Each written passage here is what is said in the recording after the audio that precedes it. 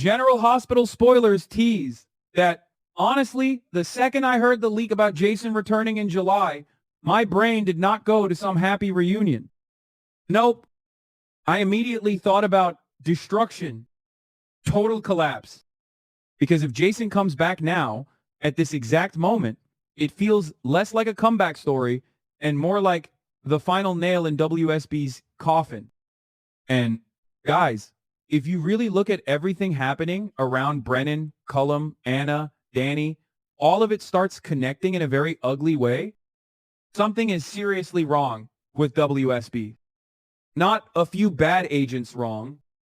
I mean, rotten from the inside out. And the scariest part? Brennan losing control may have been the exact moment this organization crossed the line completely. See, we already know Brennan suffered that stroke, and come on. Nobody watching this storyline actually believes it was random anymore. If you ask me, there's just too much chaos happening around Cullum for Brennan's collapse to feel accidental.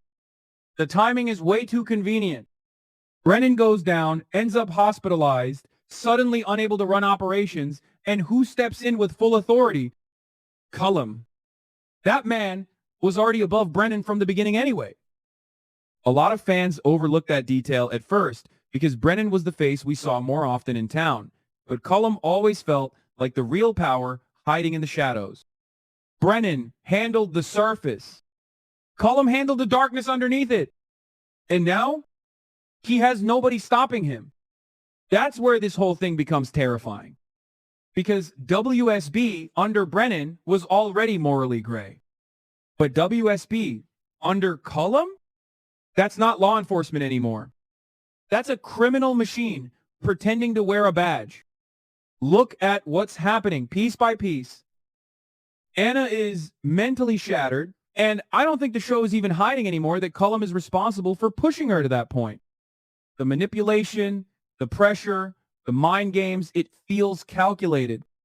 Anna isn't just stressed. She's unraveling.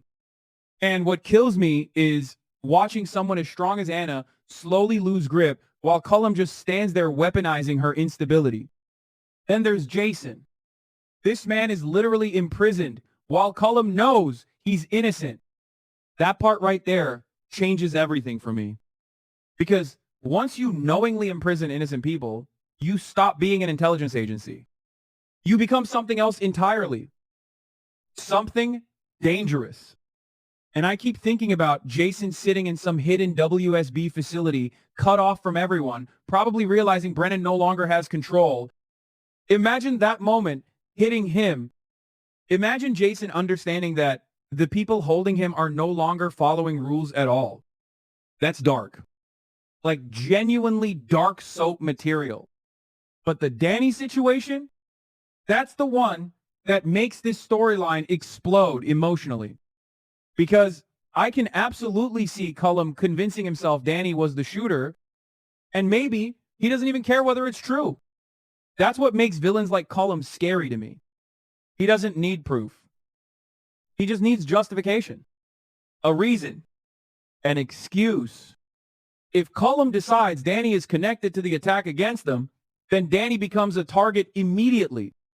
And I swear, if this story goes where I think it's going, we could be heading toward Danny being dragged into one of those secret WSB prisons too.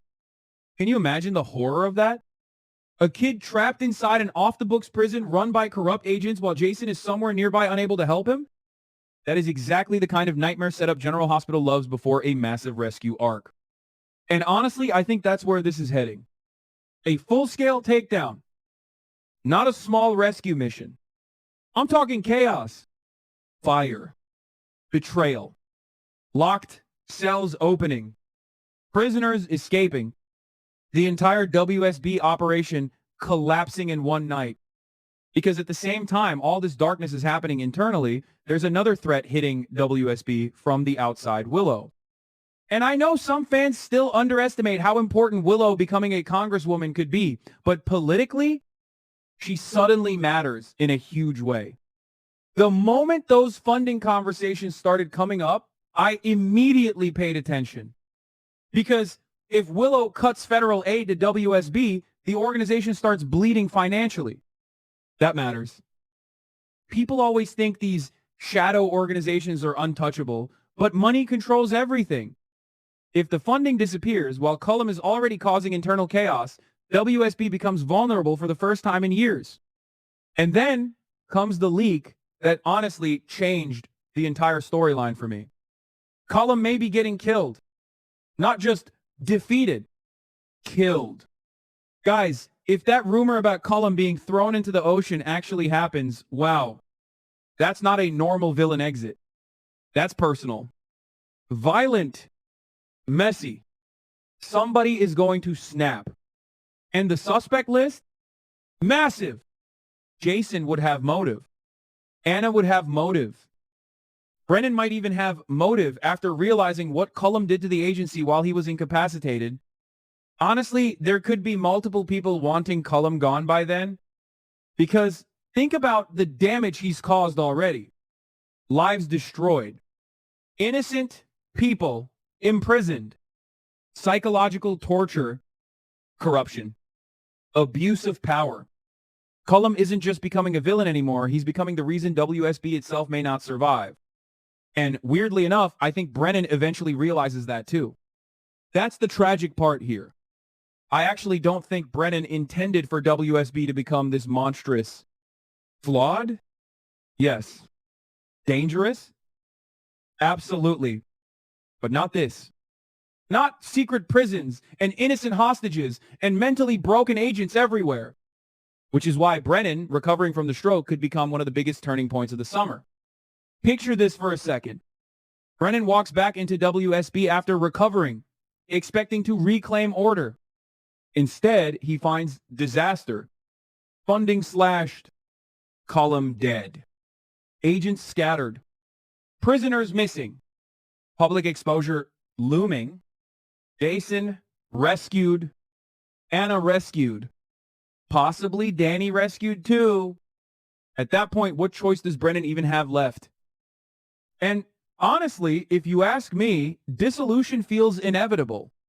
I really do think July may become the official end of WSB in Port Charles. Not because enemies destroy it from the outside, but because the organization finally collapses under the weight of its own corruption. That's the poetic part of this whole storyline.